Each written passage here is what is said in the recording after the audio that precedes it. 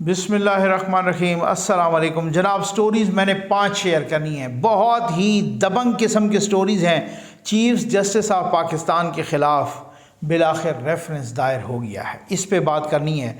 और फिर बात करनी है कि जस्टिस अतर मिनल्ला साहब का तफसीली फ़ैसला आ गया है और इस फैसले ने क़यामत ढा दी है।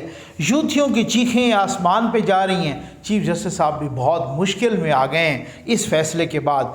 और ये 3 अरब डॉलर की बंदर बांट है भाई। ये इस पे बात करनी है, बहुत बड़ी स्टोरी है। 3 अरब रुपए की नहीं, 3 अरब डॉलर की बंदर बांट है। और अली अमीन गोंडापुर गिरफ्तार हो गया है, इस पे भी बात करनी है। और ये क्या चक्कर है, फ़ौजी वर्दी में मलबूस 2 नंबर लोग गिरफ्तार हो रहे हैं, ये चक्कर क्या है, ये मामला क्या है, इस पर भी बात करनी है। लेकिन सबसे पहले दोबारा मैंने आपको 2 वीडियोस दिखानी है, ये बड़ी मज़े की वीडियोस। और उससे भी पहले आपको ये कहना है कि ज़फ़र नकवी वेलफेयर फाउंडेशन के तहत हमारा जो दुखी इंसानियत की खिदमत है वो जारी है, ताकि उन तक ये पैगाम पहुँचे कि आप अकेले नहीं। मैं एक चीज़ आपके साथ शेयर भी कर रहा हूँ। हमने कुछ यतीम बच्चों को ना कपड़े ईद के और जूते देने हैं, और ये इंशाअल्लाह कल से ही ये ऑपरेशन शुरू हो रहा है। हमने सैलाब के दौरान कोई 200 बेवाओं को मार्क किया था कि जो जिनके ना शौहर सैलाब में चले गए या उससे पहले या बहुत ही उनकी डिसमल कंडीशन थी, उनको भी देने हैं। तो ये इस हवाले से, और बाकी रमज़ान पैकेज भी जारी है अल्हम्दुलिल्लाह। ये ज़रा आप, ये नंबर डिस्प्ले हो रहा है, इस पे आप रब्ता कर सकते हैं। ये ज़रा सुन लीजिए कि ये जो आज बहुत ज़्यादा मामे चाचे बने हुए हैं अदलिया के, और बहुत ज़्यादा इस तरह की बातें हो रही हैं। अच्छा, वैसे खान साहब ने कहा, पहले वो शहरयाद अफरीदी साहब ने कहा था ना भाई, जो आर्मी चीफ़ होता है वो कौम का बाप होता है, ठीक है ना। उन्होंने आर्मी चीफ़ को कौम का बाप बनाया। फिर उसके बाद वो तब वही आर्मी चीफ़ था, उसी बाप को गालियाँ भी देना शुरू कर दिए। अब वो इमरान खान साहब ने कहा है कि चीफ़ जस्टिस जो है ना वो हमारा बाप है। तो किसी ने बड़ा खूबसूरत लिखा, उन्होंने कहा जी ये ख्याल रखना, फिर 4-5 महीने बाद कादी फ़ैज़ीसा होगा, कादी फ़ैज़ीसा आ जाएंगे, तो हो सकता है वो इससे पहले भी आ जाएं, तो फिर आपका बाप तब्दील हो जाएगा। तो ये आप देखें कि उस वक़्त ये क्या कहा करते थे कि जब सिर्फ़ 1 साल पहले ये फ़ैसला आया था और गैर कानूनी उन्होंने करार दे दिया, उस वक़्त इन्होंने क्या क्या बातें उनके ख़िलाफ़ की थी। ये ज़रा सुन लीजिए, ख़ुद सुन लीजिए। है वो पार्लियामान की नहीं रही है, बल्कि वो शिफ्ट हो गई है सुप्रीम कोर्ट की तरफ। और इसका मतलब यह है कि पाकिस्तान की अवाम हाकिम नहीं है पाकिस्तान की, बल्कि जो जजेस हैं या चंद जजेस जो हैं वो इसका फैसला करेंगे। मैं अपनी अदलिया से पूछता हूँ कि इतवार को तो आपने सो मोटो एक्शन ले लिया, आपने रात के 12 बजे अदालतें खोल ली, लेकिन ये किसी जमहूरियत में ये हो सकता है? अगर वाकई में ये सब लोग मानने वाले हैं जमहूरियत के, तो पार्लियामान की सुप्रीमेसी को भी मानने वाले हैं। अगर सुप्रीम कोर्ट ये भी फैसला करेगी कि किस दिन इजलास होगा, किस मिनट पे शुरू होगा, तो इस पार्लियामान का क्या फायदा? पैसा बचाए, इसको रैप अप करें और घर भेज दें। जो सुप्रीम कोर्ट का फैसला है वो जुडिशियल कू है। उन्होंने पार्लियामेंट को, वो जुडिशल कू है जनाब, उन्होंने पार्लियामेंट को सिफर कर दिया है। ठीक हो गया। एक और वीडियो भी सुनिए, फिर उसके बाद ज़रा आगे बढ़ते हैं ना। मामलात बहुत गंभीर हो गए हैं, चीफ जस्टिस साहब बहुत फंस गए हैं। जस्टिस अतर मिनल्ला का जो फैसला है वो चीफ जस्टिस साहब की अना के ताबूत में आखिरी कील साबित हुआ है, और बहुत ही दबंग किस्म का फैसला। ये एक और भी सुनिए ज़रा, हामिद मीर साहब के प्रोग्राम में फैसल सब्जवारी साहब क्या कह रहे हैं। दिसंबर 2019 में खालिद मकबूल सिद्दीकी साहब ने इस्तीफा दिया इमरान खान साहब की काबीना से। जनवरी में हमारे इनसे मुज़ाकरात शुरू हुए, मार्च में तक हमारे इनसे मुज़ाकरात आगे चल रहे थे। मर्दमशुमारी का हम इनको याद दिला रहे थे, लोकल गवर्नमेंट का, इन सारी की सारी चीज़ों का। अचानक हमें ये हुक्म दिया गया कि आपने काबीना ज्वाइन कर लेनी है। अगले रोज जब हमने ये आर्ग्यू किया कि भाई क्यों ज्वाइन कर लें, हमारे तो ये मुतालबात हल नहीं हुए, तो आपको पता है क्या हुआ इमरान खान साहब की हुकूमत में? हमारे 7 कारकुनान की फहरिस्त बना के उनकी रातों रात गिरफ्तारी और टॉर्चर हुआ उनके ऊपर। अच्छा, जब हम मजबूरन, मैं एडमिट कर रहा हूं, काबीना में वापस हमें जाना पड़ा। मैं बावजू बैठा हूं कराची में, क्योंकि देर से होती है मगरिब, मैं अफ्तार के बाद आपके सामने बैठा हूं, बावजू बैठ के हलफन मैं आपको कह रहा हूं। सितंबर 2020 में कराची के गवर्नर हाउस में इमरान खान साहब को उनकी काबीना के चीदा अरकान के सामने मैंने ये बताया कि ये हुआ है, and now I am sitting with you. हालत मजबूरी में मैं आपके साथ बैठा हूं। اب آپ نے سن لیا، آپ نے دیکھ لیا، آپ نے سن لیا کس طرح کی کیا کیا صورتحال ہوتی تھی، کیسے کیسے لوگ کس طریقے. اب میں سوچ رہا تھا کہ پنجاب کا بڑا ڈاکو جو یہ کہہ رہا ہے کہ ہم ایم کے ساتھ رابطے میں ہیں اور وہ جلد ہی ہمارے ساتھ ہوں گے، یہ آپ نے خود سن لیا فیصل سبزواری کے ساتھ، وہ پہلے ان کے ساتھ کس مجبوری کے عالم میں تھے. اچھا آج کل نا یوتھیوں نے بڑا عجیب سا تماشا بنایا ہوا ہے. وہ کہتے ہیں جناب کہ ہر بندہ، کیونکہ جھوٹ اور یوتھیے یہ تو بالکل لازم ملزوم ہے نا. وہ کہہ رہے ہیں کہ جناب فلاں MNA نے ہمیں فون کیا اور اس نے کہا جناب میں اپنے نون لیگ کی قیادت سے بڑا تنگ ہوں، فلاں 2 سینیٹرز ہمیں ملے ہیں اور انہوں نے کہا ہے کہ اب وہ کون سینیٹرز ہیں ایویں ہی مطلب. اور مزے کی بات یہ ہے کہ روزے میں کر رہے ہیں یہ اور روزہ باطل ہو جاتا ہے جھوٹ کے ساتھ. اب آپ اندازہ کیجئے یہ ان کی حالت ہے، یہ ان کی بے شرمی کی حد ہے. یہ فواد چودھری صاحب نے جو آج جسٹس اطہر من اللہ صاحب نے فیصلہ دیا نا، اس پہ تو میں بولتا ہوں. یہ ذرا آپ دیکھ لیں کہ فواد چودھری صاحب نے یہ 27/6/2022 یہ کیا کہا تھا. اس وقت جسٹس اطہر من اللہ صاحب چیف جسٹس اسلام آباد ہائی کورٹ تھے، تو چیف جسٹس اطہر من اللہ یہ فواد چودھری صاحب لکھ رہے ہیں، ان کو کس طریقے سے مالش پالش کر رہے ہیں. چیف جسٹس اطہر من اللہ نے ہمیشہ پارلیمان کو طاقتور کیا ہے. ان چند ججوں میں ہیں جنہوں نے ایک دفعہ بھی پارلیمان کی بے توقیری میں خوشی محسوس نہیں کی. ایسے جج جمہوریت کے لیے ناگزیر ہیں. فیصلہ حق یا خلاف نہیں، آئین اور قانون کے مطابق ہونا چاہیے، کسی ذاتی خواہش پر نہیں. یہ اس وقت تھی. اور آج ان کی رائے کیا ہے جناب؟ ان کی رائے یہ ہے political decision making is prerogative of a political party. How a judge can dictate or impose a policy on a political party. How amazing are the observations. اب آپ اندازہ کیجئے اس وقت وہ observation تھی، اس وقت وہ ان کے بارے میں خیالات تھے، آج ان کے بارے میں یہ خیالات ہیں کیونکہ انہوں نے یوتھیوں کی بکری بٹھا دی ہے آج یہ اس فیصلے کے بعد. اس پہ تو میں آتا ہوں چیف جسٹس صاحب کے خلاف. میں نے کہا تھا نا کہ چیف جسٹس صاحب کے کارڈز ختم ہو گئے ہیں. چیف جسٹس صاحب نے جتنے پتے کھیلنے تھے وہ کھیل لیے، ختم، گیم ختم ہے. اب اس کے بعد جتنے بھی پتے کھیلے گی وہ حکومت کھیلے گی، وہ پارلیمنٹ کھیلے گی. اب حکومت نے کہہ رہے تھے نا بہت جناب شہباز شریف تو یہ وہ بڑا کمزور ہے. یہ شہباز شریف نے وہ سسٹم کیا ہے، وہ حساب کتاب کہ شہباز شریف نے یہ نہیں کیا کہ ٹسل ڈائریکٹ میرے ساتھ آ جائے یا حکومت کے ساتھ آ جائے یا چیف ایگزیکٹو کے ساتھ آ جائے. نہیں، شہباز شریف نے سپریم کورٹ ورسز پارلیمنٹ کہ آؤ جی اب پارلیمنٹ سپریم ہے تو اب آپ کا ہر فیصلہ اس کی قرارداد آپ کے خلاف آئے گی. اور پارلیمنٹ نے کل شہباز شریف اور اس کی کابینہ کو باؤنڈ کر دیا ہے، پابند کر دیا ہے کہ آپ نے فیصلے کو نہیں ماننا اور اس پر کسی قسم کا عمل درآمد نہیں کرنا. چیف جسٹس صاحب کے خلاف ابھی تو ریفرنس دائر ہوا ہے، ایک وکیل نے کیا ہے، راجہ سپتین صاحب ہیں، انہوں نے کیا ہے. اور سب سے بڑی بات، حکومت نے چیف جسٹس سے استعفے کا مطالبہ کر دیا ہے. مریم نواز صاحبہ نے بھی استعفے کا مطالبہ کر دیا ہے. میں نے آپ کو کہا تھا ابھی بہت سارے کارڈز باقی ہیں اور حکومت اپنے کارڈز بہت ہی احتیاط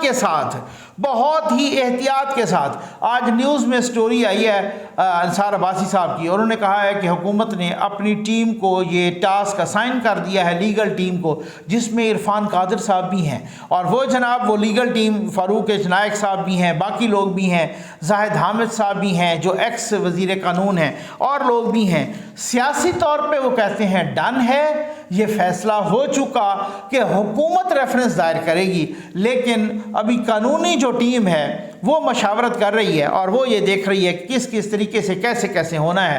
اور میں نے آپ کو بتایا کہ ابھی بہت سارے کارڈز باقی ہیں اور وہ کارڈز جیسے کھلتے جائیں گے آپ دیکھ لیجیے گا. کل بہت ہی ایک ڈیبیٹ ہو رہی تھی اور واقعی وہی ہے کہ انہوں نے کہا جی اگر حکومت یہ کرے کہ وہ بجٹ پیش کر دے جس طرح سے سپریم کورٹ نے کہا ہے کہ آپ الیکشن کمیشن کو 21 ارب روپے کا بجٹ دیں، تو حکومت وہ بجٹ پیش کرے پارلیمنٹ میں اور پارلیمنٹ ریجیکٹ کر دے کہ جی نہیں یہ نہیں دینا چاہیے کیونکہ ہمارے پاس حالات ایسے نہیں ہیں. تو پھر کیا ہوگا؟ پھر ساری پارلیمنٹ کو نائل کرے گی سپریم کورٹ. اور اب تو وہ معاملہ ہی ختم ہو گیا ہے نا بھائی. اب آ گیا ہے جسٹس اطہر من اللہ صاحب کا تفصیلی فیصلہ. اب یہ فیصلہ آنے کے بعد 4 ججز کا تفصیلی فیصلہ آ گیا ہے۔ مزے کی بات ہے، وہ جو 9 رکنی بینچ، میں پھر سے سم اپ کرتا ہوتا ہوں بہت ہی سادہ زبان میں تاکہ جوانوں کو سمجھ آ جائے۔ بھائی 9 رکنی بینچ بنا تھا، 2 پر اعتراض ہو گیا، ایک جسٹس اعجاز الاحسن اور ایک جسٹس مظاہر علی اکبر نقوی، وہ اٹھ کے چلے گئے، باقی بچے 7۔ ان 7 میں یہ 4 ججز نا، جسٹس اطہر من اللہ صاحب، جسٹس مندوخیل صاحب، جمال مندوخیل صاحب، جسٹس منصور علی شاہ صاحب اور جسٹس یحییٰ آفریدی صاحب، ان چاروں نے ریجیکٹ کر دی۔ ٹھیک ہے، اپلیکیشن ریجیکٹ، اچھا درخواست خارج، از خود نوٹس کے خلاف گئے۔ ٹھیک ہے نا، انہوں نے کہا کہ وہ جو ہائی کورٹ میں چل رہا ہے وہی معاملات وہی دیکھیں، ہم نے کیوں دیکھ لیا، اور اس پہ از خود نوٹس بنتا ہی نہیں ہے۔ اور جسٹس اطہر من اللہ صاحب نے تو یہاں تک بھی کہا کہ یہ پارلیمنٹ کا معاملہ ہے، وہاں دیکھیں، اور اسمبلی کسی کی ذاتی خواہش پہ نہیں توڑی جا سکتی، وغیرہ وغیرہ۔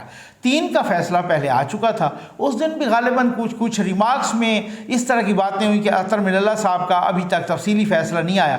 وہ آج تفصیلی فیصلہ آ گیا ہے، اور اس تفصیلی فیصلے میں بھی یہی لکھا ہے کہ یہ جو فیصلہ تھا یہ 3-2 کا نہیں تھا، یہ 4-3 کا تھا۔ اب وہ چاروں کے چاروں ججز، اور انہوں نے کہا کہ میں نے تو انکار نہیں کیا تھا بینچ میں بیٹھنے سے، میں نے تو ریکیوز نہیں کیا تھا۔ جسٹس اطہر من اللہ صاحب کہتے ہیں کہ میں نے انکار کیا کہ میں اس میں نہیں بیٹھتا، پتہ نہیں مجھے کیوں الگ کر دیا گیا۔ تو ایک دفعہ جب بینچ بن جاتا ہے پھر اس کے بعد چیف جسٹس صاحب اس بینچ کو توڑ نہیں سکتے جب تک کہ وہ خود کوئی جج انکار نہ کر دے۔ ٹھیک ہے جی، انہوں نے 9 کا بینچ بنایا، 2 اٹھ گئے، پھر انہوں نے کہا جی یہی 7 کا ہے۔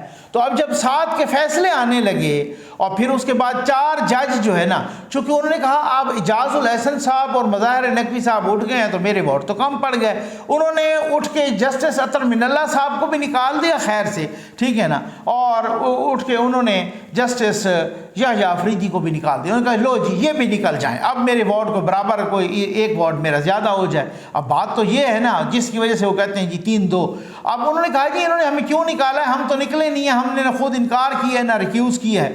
اب وہ ان کا پہلے آیا تھا تینوں ججز کا، آج جسٹس اطہر من اللہ کا آیا ہے، آج اس کے بعد لیگل فریٹرنٹی ہو یا باقی لوگ ہوں، سیاسی پارٹیاں، یوتھیوں کی چیخیں آسمان پہ جا رہی ہیں۔ ابھی آپ نے فواد چودھری کا یہ ٹویٹ بھی دیکھا سنا کہ ان کی چیخیں جو ہے نا آسمان پہ جا رہی ہیں، اور وہ کہہ رہے ہیں جناب وہ اطہر من اللہ اب ان کے لیے بہت برا بن گیا ہے جسٹس اطہر من اللہ صاحب۔ اب اس کے بعد جناب وہ 4-3 کا فیصلہ یہ پکا، اب کون مانے گا، اب کون مانے گا، یہ اس پر عمل درآمد کون کرے گا؟ میں نے آپ کو کل بھی بتایا تھا عدالتوں کے پاس کوئی ڈنڈا نہیں ہوتا، کوئی بندوق نہیں ہوتی، کوئی کلاشنیکوف نہیں ہوتی کہ وہ پسٹل رکھ کے فیصلوں کو اس کی امپلیمنٹیشن کروائیں۔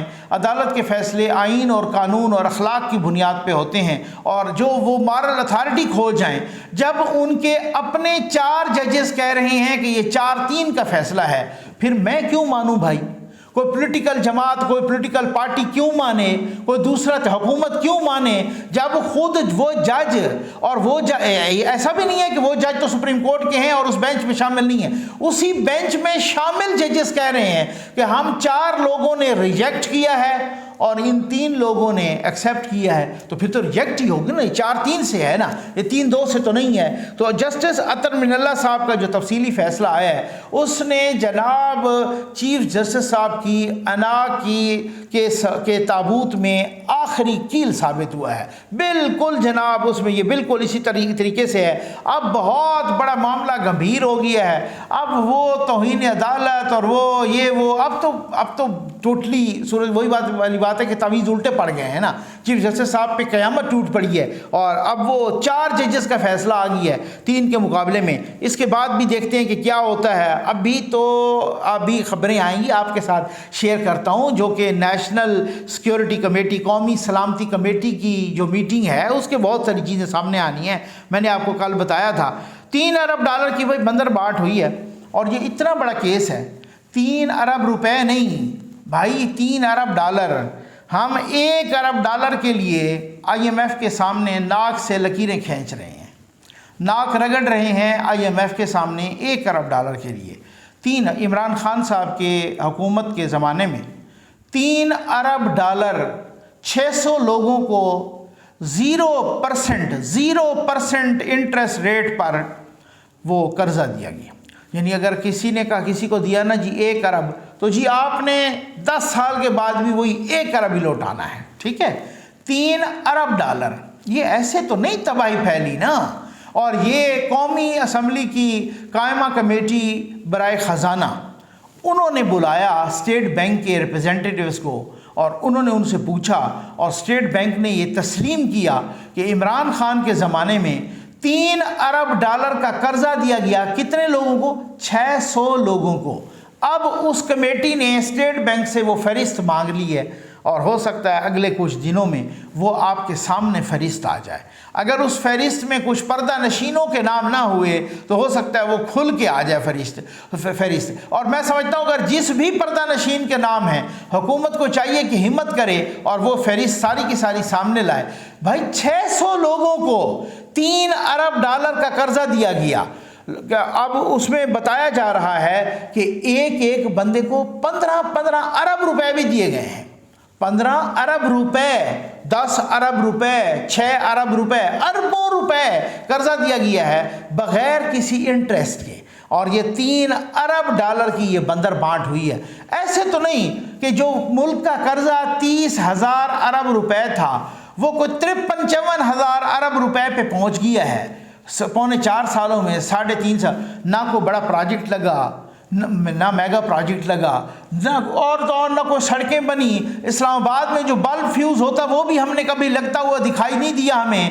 تو کچھ بھی نہیں ہوا. یہاں پر آپ یقین کیجئے 2 بائی پاس بن رہے تھے, وہ 2 سالوں میں نہیں بن پائے. شہباز شریف آئے, انہوں نے ایک چکر ادھر لگایا, ایک چکر ادھر, 4 مہینے کے بعد وہ بائی پاس دونوں کمپلیٹ ہو گئے. آپ پارا والا بھی اور راول چوک والا بھی آپ نے دیکھ لیا جو اسلام آباد کے مکین ہیں. 3 میٹروز انہوں نے آتے ہوئے چلا دی.